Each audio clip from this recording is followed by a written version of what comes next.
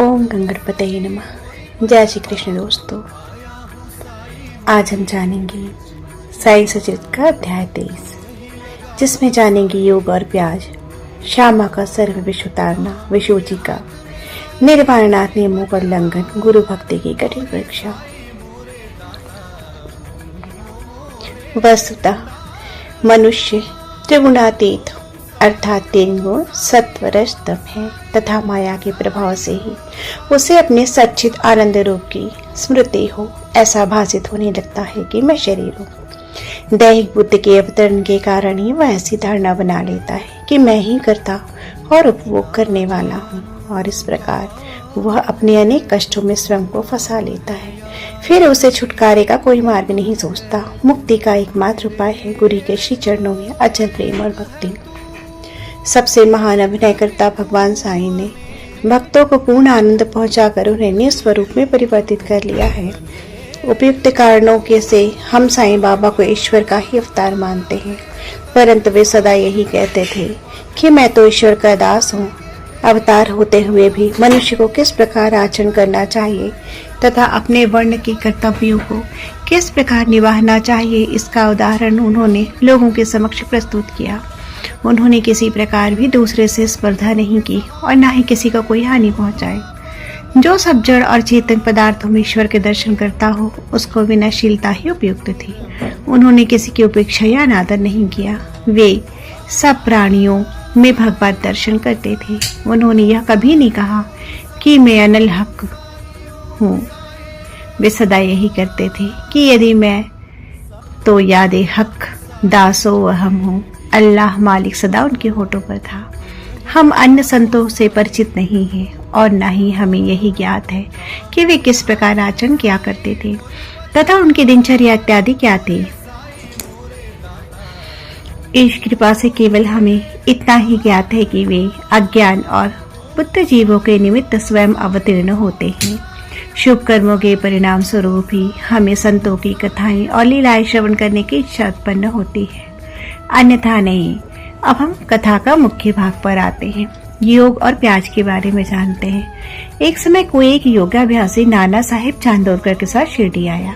उसने पातंजलि योग सूत्र तथा योग शास्त्र के अन्य ग्रंथों का विशेष अध्ययन किया था, परंतु वह व्यावहारिक अनुभव से वंचित था।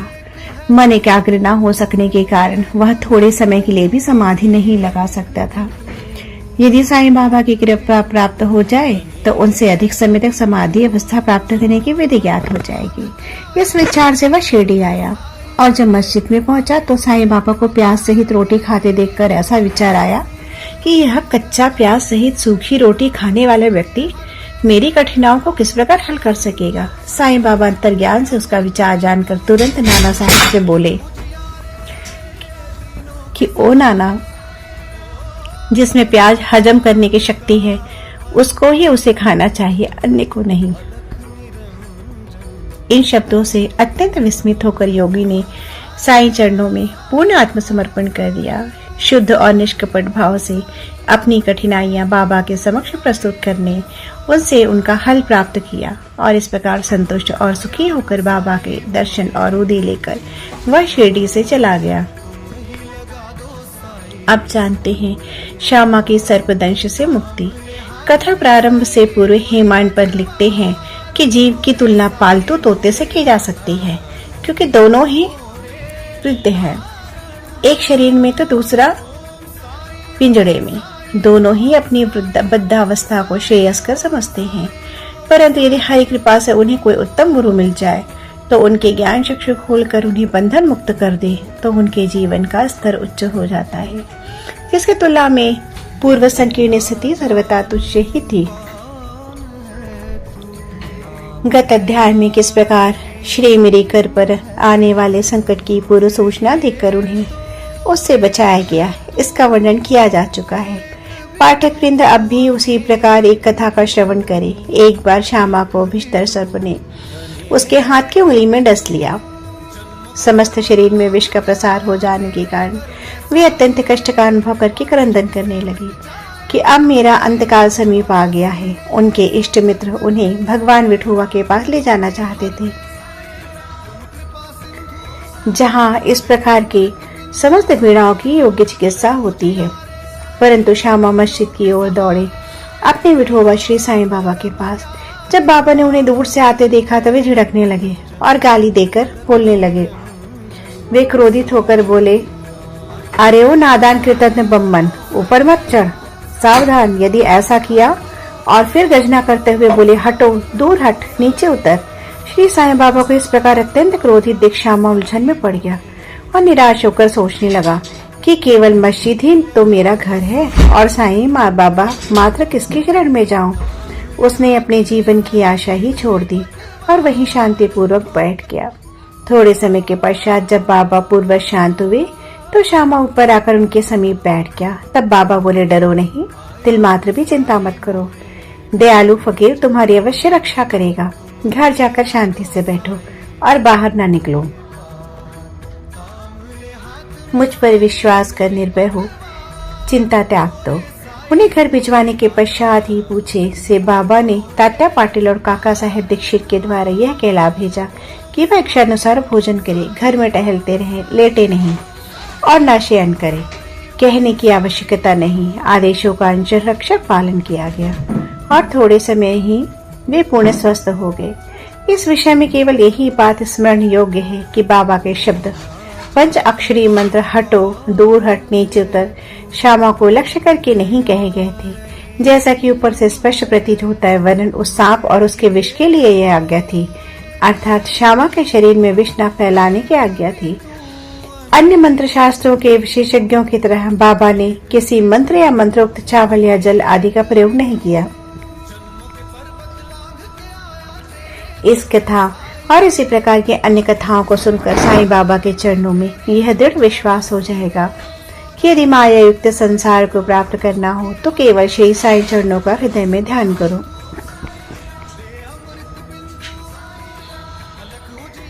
आइए अब हम जानते हैं हैजा महामारी के बारे में। एक बार शिरडी विषोचिका के प्रयोग से दहल उठी और ग्रामवासी भयभीत हो गए। उनका पारस्परिक संपर्क अन्य गांव के लोगों से प्रायः समाप्त हो गया।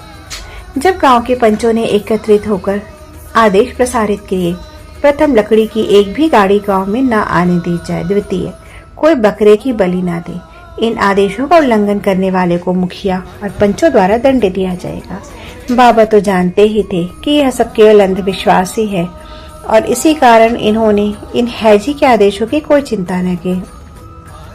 जब ये आदेश लागू थे तभी एक लकड़ी की गाड़ी गांव में आई। सबको ज्ञात था कि गांव में लकड़ी का अधिक अभाव है, फिर भी लोग उस गाड़ी वाले को भगाने लगे। यह समाचार कहीं बाबा के पास तक पहुंच गया। तब वे स्वयं आए और गाड़ी वाले से गाड़ी मस्जिद में ले चलने को कहा। बाबा के विरुद्ध कोई चू चपाट कर नहीं सका। यथार्थ में उन्हें धोनी के लिए लकड़ियों की अत्यंत आवश्यकता थी और इसलिए उन्होंने वह गाड़ी मोल ले ली। एक महान अग्निहोत्री की तरह उन्होंने जीवन भर धोनी को चैतन्य रखा। बाबा की धोनी दिन रात प्रज्वलित होती रहती थी, इसलिए वे लकड़ियां एकत्रित करते रहते थे। बाबा का घर अर्थात मस्जिद सबके लिए सदैव खुली रहती थी। उसमें किसी ताले चाबी की आवश्यकता न थी। गांव के गरीब आदमी अपने उपयोग के लिए उनमें से लकड़ियां निकाल भी ले जाया करते थे, परंतु बाबा ने इस पर कोई आपत्ति न की। बाबा तो संपूर्ण विश्व को ईश्वर से ओतप्रोत देखते थे, इसलिए उनमें किसी के प्रति घृणा या शत्रुता की भावना न थी। पूर्ण विरक्त होते हुए भी उन्होंने एक साधारण गृहस्थ का सा उदाहरण लोगों के समक्ष प्रस्तुत किया। गुरु भक्ति की कठिन परीक्षा। आप देखिए, दूसरे आदेश की भी बाबा ने क्या दुर्दशा की। वह आदेश लागू रहते समय कोई मस्जिद में एक बकरा बलि देने को लाया। वह अत्यंत दुर्बल, बूढ़ा और मरने ही वाला था।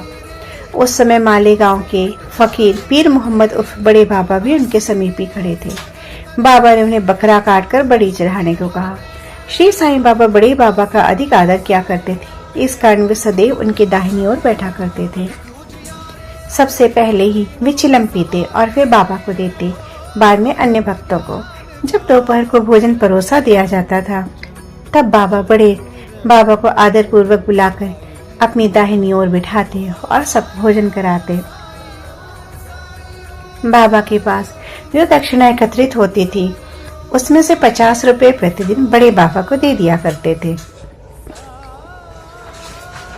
जब वे लौटते तो बाबा भी उनके साथ 100 कदम जाया करते। इतना दूर आदर होते हुए भी जब बाबा ने उनसे बकरा काटने को कहा तो उन्होंने अस्वीकार कर स्पष्ट शब्दों में कह दिया कि बलि चढ़ाना व्यर्थ है। तब बाबा ने श्यामा से बकरे की बलि के लिए कहा। वे राधा कृष्ण माई के घर जाकर एक चाकू ले आए और बाबा के सामने रख दिया। राधा कृष्ण माई को जब कारण का पता चला तो उन्होंने चाकू वापस मंगवा लिया। अब श्यामा दूसरा चाकू लेने के लिए गए, किंतु बड़ी देर तक मस्जिद में न लौटे। तब काका साहेब दीक्षित की बारी आई। वह सोना सच्चा तो था, परंतु उसको कसौटी पर कसना भी अत्यंत आवश्यक था। बाबा ने उनसे चाकू लाकर बकरा काटने को कहा। वे साढ़े वाड़े से एक चाकू ले आए और बाबा की आज्ञा मिलते ही काटने को तैयार हो गए। उन्होंने पवित्र ब्राह्मण वंश में जन्म लिया था और अपने जीवन में बलिकृत्य जानते ही न थे। यद्यपि हिंसा करना निंदनीय है, फिर भी वे बकरा काटने के लिए उद्यत हो गए। सब लोगों को बड़ा आश्चर्य हुआ कि बड़े बाबा एक यवन होते हुए भी बकरा काटने को सहमत नहीं, और यह एक सनातन ब्राह्मण बकरे की बलि देने की तैयारी कर रहा है। उन्होंने अपनी धोती ऊपर चढ़ा फेटा कस लिया और चाकू लेकर हाथ ऊपर उठाकर बाबा की अंतिम आज्ञा की प्रतीक्षा करने लगे।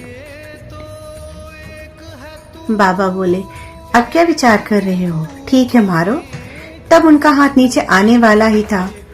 तब बाबा बोले, ठहरो, तुम कितने दुष्ट हो। ब्राह्मण होके तुम बकरे की बलि दे रहे हो। काका साहब चाकू नीचे रख बाबा से बोले, आपकी आज्ञा ही हमारे लिए सब कुछ है। हमें अन्य आदेशों से क्या, हम तो केवल आपका ही सदैव स्मरण या ध्यान करते हैं और दिन रात आपकी आज्ञा का ही पालन किया करते हैं। हमें यह विचार करने की आवश्यकता नहीं कि बकरे को मारना उचित है या अनुचित, और न हम इसका कारण ही जानना चाहते हैं। हमारा कर्तव्य और धर्म तो निसंकोच होकर गुरु की आज्ञा का पूर्णतः पालन करने में है। तब बाबा ने काका साहिब से कहा कि मैं स्वयं ही बलि चढ़ाने का कार्य करूंगा।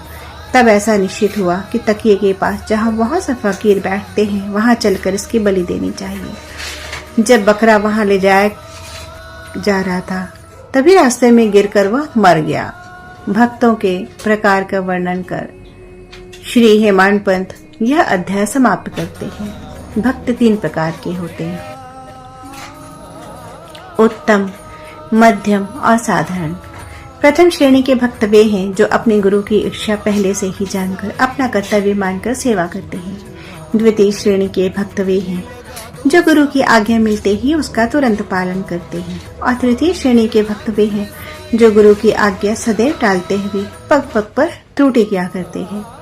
भक्तगण यदि अपनी जागृत बुद्धि और धैर्य धारण कर विश्वास स्थिर करे तो निसंदेह उनका आध्यात्मिक ध्येय उनसे अधिक दूर नहीं है। श्वासोच्छ्वास का नियंत्रण, हठ योग या अन्य कठिन साधनाओं की कोई आवश्यकता नहीं है। जब शिष्य में उपयुक्त गुणों का विकास हो जाता है, जब अग्रिम उपदेशों के लिए भूमिका तैयार हो जाती है, तभी गुरु स्वयं प्रकट होकर उसे पूर्णता की ओर ले जाते हैं। अगले अध्याय में बाबा के मनोरंजक हास्य विनोद के संबंध में चर्चा करेंगे। श्री सद्गुरु साईनाथ समर्पणमस्तु। शुभम भवतु।